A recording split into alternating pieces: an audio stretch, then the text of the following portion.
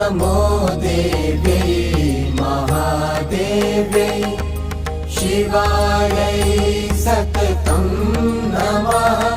नमः प्रकृत्यै भद्रायै नियताः प्रणताः स्मृता रौद्रायै नमो नित्यायै गौर्यै धात्र्यै नमो नमः।